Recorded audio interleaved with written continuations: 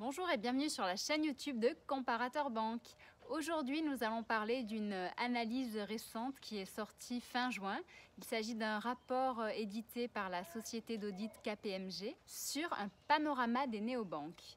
Donc nous allons faire une analyse, une petite synthèse de cette étude. Voici la liste de ces 18 néobanques actives que nous avons retenues en juin 2019. Il y a Anytime, Bunk, Sésame, qui est la solution de Carrefour, Ditto, qui est une solution de la société Travelex et qui est idéale pour les voyageurs, Olvi, Manager One, Mac, Monez, Morning, N26, Nickel, Orange, Quanto, Revolut, Shine, Sogexia, Veritas et Xahalis. Aujourd'hui en France, il y a 2,6 millions de clients qui ont ouvert un compte dans une néobanque. C'est 3,5 fois plus qu'il y a 2 ans. Donc la progression est assez importante. On annonce dans les 2 prochaines années qu'il y aura 6 nouvelles banques et même peut-être plus. C'est justement par rapport à cette étude qui a été faite par KPMG, nous souhaitions vous indiquer qu'ils auraient peut-être oublié des acteurs. La limite entre acteurs de la FinTech et néobanques aujourd'hui est vraiment très réduite. Par exemple, on a été surpris de voir Veritas cité dans cette étude et dans ce listing des néobanques. Dans ces cas-là, pourquoi ne pourrait-on pas citer Yabai, Paytop, Transcash ou Carte Zéro Payment et qui propose une solution avec sa carte SoShop pour vous faire gagner du cashback, ou alors tout simplement la banque Boon, ou encore EcoByCA qui n'a pas été cité dans cette étude. Donc voilà, tout ça pour vous dire qu'à ces 18 néobanques, on pourrait ajouter encore 8 autres acteurs.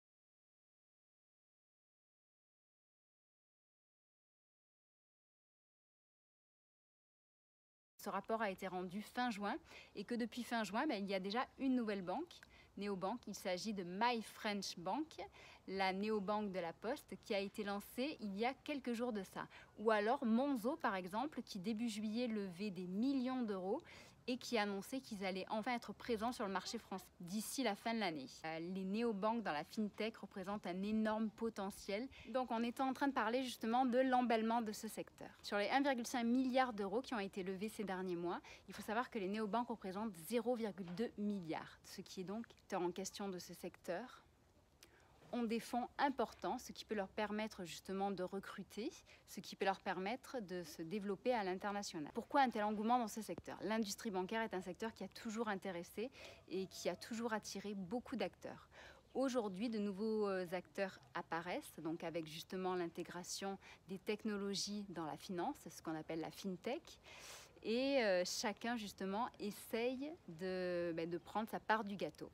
Tous ces nouveaux acteurs sont aujourd'hui des concurrents directs aux banques traditionnelles, plus ou moins, on l'entend bien. Donc ça, vous verrez justement dans l'étude que nous avons rédigée sur le site. Je mettrai le lien en bas de cette vidéo. Que par rapport à une banque traditionnelle, les néobanques restent 4 fois moins chères qu'une banque traditionnelle, mais elles sont tout de même plus chères que les banques en ligne qui généralement sont sans frais et qui proposent plus de services, ou du moins des services plus développés comme le crédit, comme l'épargne ou le découvert. Dans cette vingtaine d'acteurs, vingtaine de néobanques, il faut savoir que le secteur est mené par 3 principaux leaders. Donc en France, nous allons parler principalement de la France de toute façon, donc il y a le compte Nickel, qui est une société qui a très bien réussi puisque je pense qu'ils ont fait ce que la majorité des néobanques recherchent aujourd'hui. C'est initialement une société indépendante qui a été rachetée par la BNP Paribas. Il nous semble que c'est ce que beaucoup d'acteurs recherchent. Donc, et aujourd'hui, le compte Nickel compte 1,3 million de clients. Ceci s'explique de par la qualité et l'originalité de leurs services, car en effet, ils reposent sur un réseau de distributeurs qui est très vaste, puisqu'il y a environ 4500 buralistes en France qui revendent leurs solutions.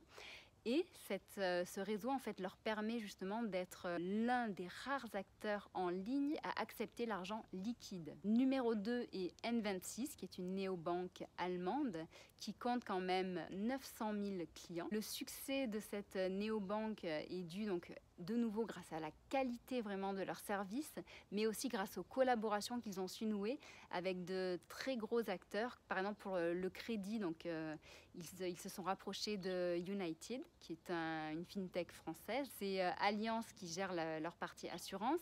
Pour la partie devise, ils travaillent avec le leader qui s'appelle TransferWise, qui propose de très très bonnes solutions. Et pour la partie épargne, ils travaillent avec une solution que nous apprécions particulièrement et qui s'appelle Raisin. Donc en effet, le succès de N26, selon nous, est vraiment dû justement à ces collaborations qu'ils ont su nouer avec d'autres sociétés, ce qui leur a permis justement de multiplier leurs services et leurs solutions. Ensuite, il y a donc Revolut, qui est le troisième gros acteur de ce secteur, avec 650 000 clients aujourd'hui en France. Donc Revolut, lui, se distingue de par des services différents des autres néobanques.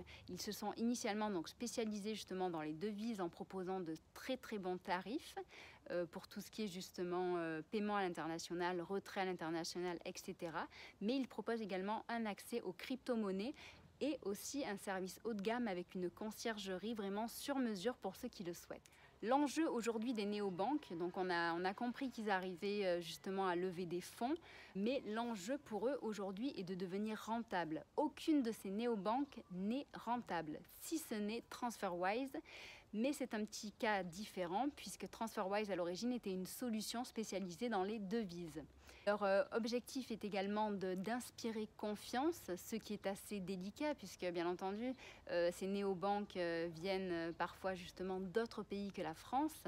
Et on a tous encore en tête le cas de Hush par exemple, qui était une néobanque qui a fermé du jour au lendemain, ou alors de Sosun, qui était la néobanque de AXA Bank, qui a fermé et qui a rapatrié ses clients vers AXA Bank, ou encore même peut-être Fidor, qui était censée être la néobanque du groupe BPCE, qui n'a jamais vu le jour. Donc aujourd'hui, en effet, les gens craignent justement tous ces problèmes-là, sans parler. Et d'ailleurs, justement, c'est un petit reproche que l'on fait à cette étude, le fait qu'ils aient oublié de parler des comptes bloqués justement par les néobanques. Car aujourd'hui, beaucoup de clients de ces néobanques souffrent du fait que leur argent est complètement paralysé. Il faut que les néobanques arrivent à redevenir le compte principal de la majorité des Français. C'est un énorme challenge. Le risque de cet emballement, donc aujourd'hui, comme je vous l'expliquais, il y a beaucoup d'acteurs, beaucoup trop même, c'est la question que l'on peut se poser. Justement, donc, un expert de KPMG explique que c'est comme dans tout, c'est-à-dire que quand il y a trop d'acteurs dans un secteur, au bout d'un moment, certains risquent de disparaître.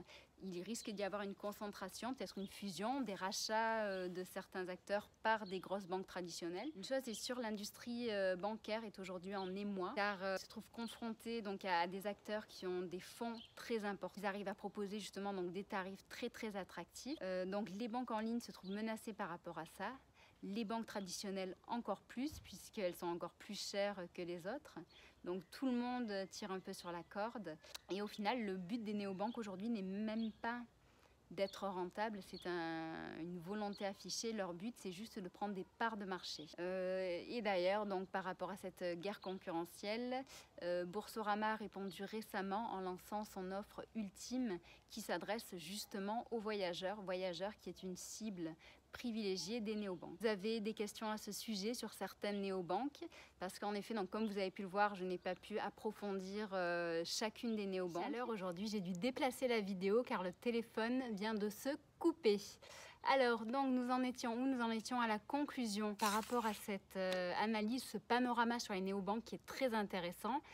Nous souhaitions donc ajouter certaines informations, donc par exemple le fait qu'il manquait certaines néobanques dans la liste, mais que même dans notre analyse, il en manque peut-être encore d'autres, ou peut-être que nous en avons cité certaines qui ne sont pas à leur place, car il faut savoir que la frontière, justement, comme je disais tout à l'heure, entre les acteurs de la fintech et les néobanques est vraiment très mince. Et on a du mal parfois justement à reconnaître la limite et la frontière. Sur le site Comparateur Banque, nous avons une fiche détaillée pour chacun des acteurs, Pour certains, nous avons analysé les avis négatifs que nous avons trouvés sur Internet. Si jamais vous avez des questions auxquelles nous n'avons pas répondu, je suppose qu'il y en a, n'hésitez surtout pas à les poser, nous sommes là pour y répondre. N'hésitez pas à vous abonner à notre chaîne YouTube pour suivre chacune de nos vidéos, à liker et donc à commenter comme je vous invite à le faire à chaque fois. Nous espérons que cette vidéo vous aura plu. Et nous vous souhaitons une agréable journée et on vous dit à très bientôt. Au revoir.